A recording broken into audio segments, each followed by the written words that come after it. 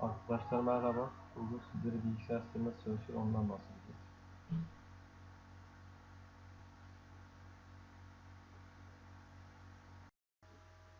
Arkadaşlar merhaba. Bugün sizlere bir bilgisayarın çalışma sistemi nasıldır ondan bahsedeceğiz. Öncelikle bilgisayarımızı çalıştırmak için kasamızın güç düğmesine basmamız gerekiyor.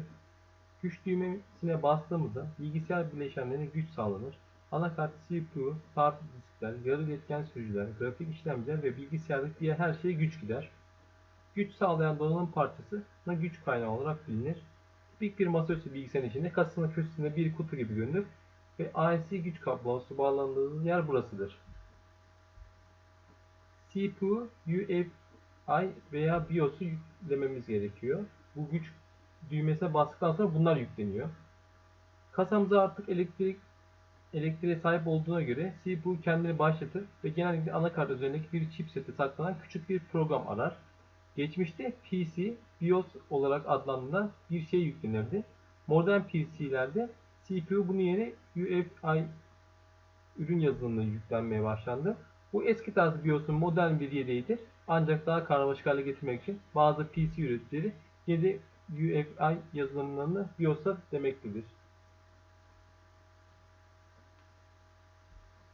Bu UEFI veya BIOS donanımı test eder ve başlatır. BIOS veya UEFI bellenimi yapılandırma ayarlarını anakarttaki özel bir yerden yükler. Geleneksel olarak bu bir CMOS pili tarafından yedeklenen bellektir. BIOS veya UEFI ayarları ekranınızda bazı düşük seviyeli ayarları değiştirseniz bile özel ayarlarınızı burada saklamaktadır. CPU sisteminizin donanımını test eden veya başlatan UEFI veya BIOS'u çalıştırır. Örneğin bilgisayarınızda RAM yoksa bip sesi çıkarır. Ön yükleme işlemi durdurarak bir hata gösterir. Bu posta açılış ekranında kendini sınama gibi adlandırılabilir. Mesela bu tamamen doğru bir şekilde çalıştığı zaman böyle bir ekran çıkar karşımıza. Bilgisayar bu donanımları kontrol ettiği zaman.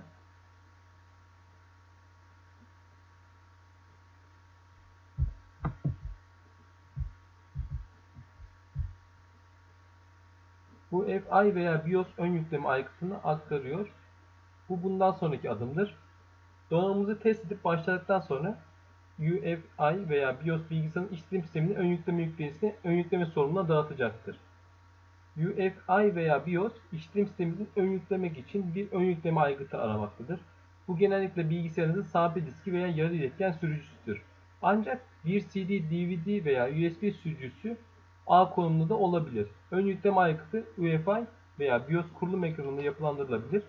Birden çok ön yükleme aygıtınız varsa UEFI veya BIOS başlatma işlemini kendilerinin listelendikleri sırayı temsil etmeye çalışır.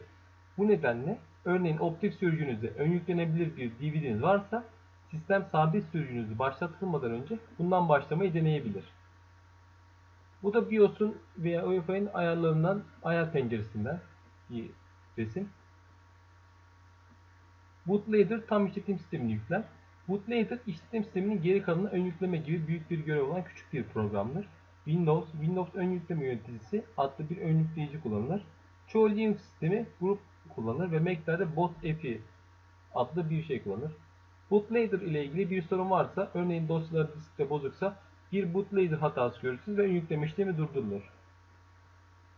Ön yükleyici yalnızca küçük bir programdır ve ön yükleme işlemi tek başına gerçekleştiremez. Windows'ta Windows ön yükleme yöneticisi Windows OS yükleyici bulunur ve başlatır. İşletim sistemi yükleyicisi çekirdeği çalıştırmak için gereken temel donanım sürücülerini yükler ve sonra çekirdeği başlatır. Çekirdek daha sonra sistemin kayıt defterini belirleyeni yükler ve ayrıca boot start ile işaretlenmiş ek donanım sürücülerini yükler. Yani ön yükleme sırasında yüklenmeleri gerekir. Windows çekirdeği daha sonra sistem oturumunu başlatan ve ek sürücüler yüklenen oturum yöneticisi işletimini başlatır. Bu işlem devam eder ve Windows oturum açması olarak tanıyan hoş geldiniz ekranının yanı sıra arka planda hizmetlerini yükler. Şimdi bu anlattıklarımı bir animasyon şeklinde yapmışlar. Oradan bir de izleyelim, pekiştirelim. In the last lecture, I tried to demystify computers a little bit by identifying and examining four layers in a computer system: the user, the hardware, the operating system, and the application. In this lecture, I hope to illustrate and to clarify how these layers interact with each other by examining what happens when you turn a computer on and what happens when you run an application. In this lesson, I'm going to walk you through a couple of illustrations out of this textbook, which some of you may be using in a class that assigns these videos. But don't worry if you aren't using the textbook, just follow along with the video.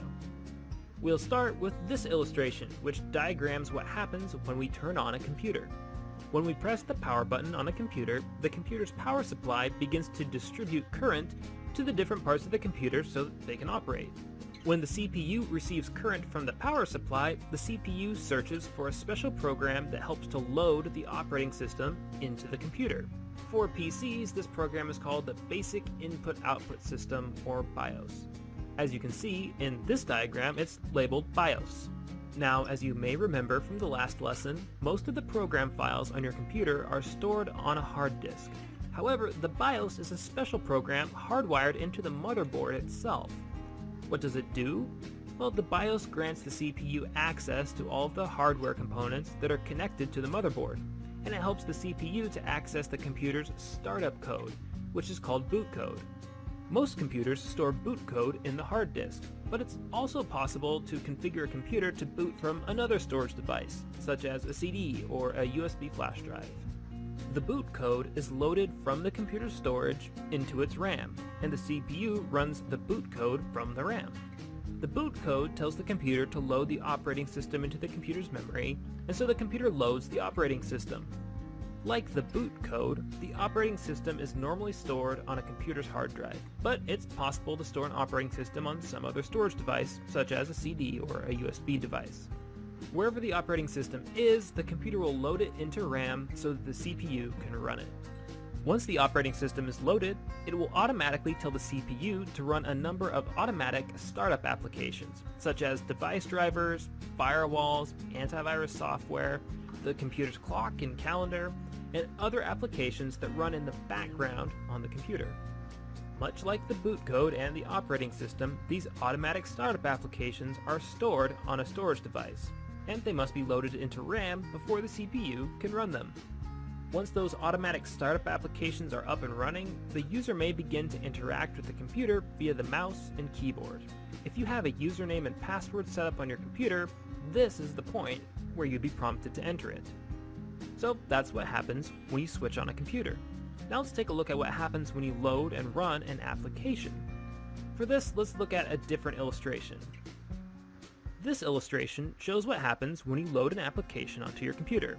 I already said that the operating system will run a number of applications automatically, but many applications are configured to only run when the user commands the operating system to run that application.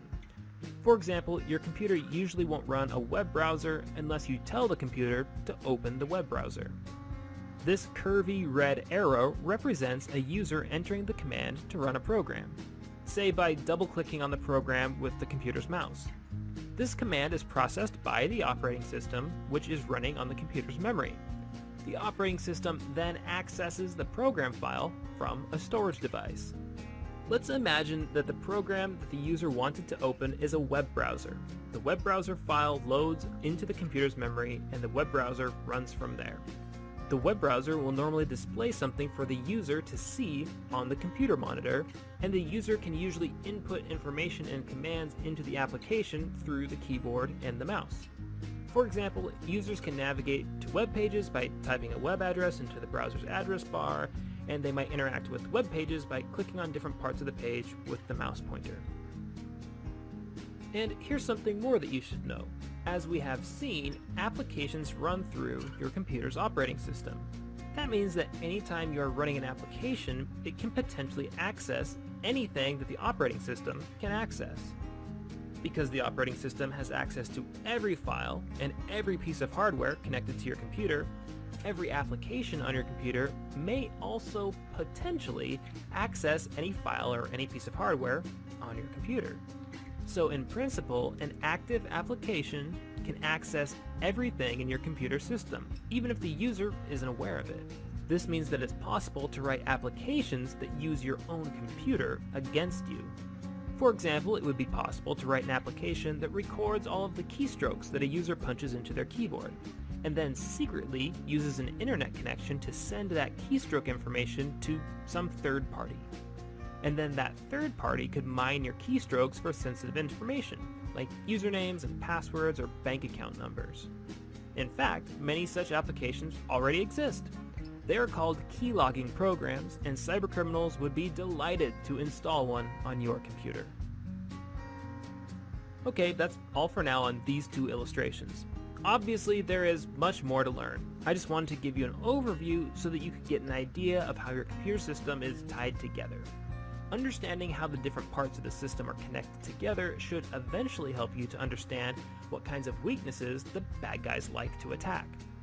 In the next video, we're going to continue laying the groundwork for basic understanding of...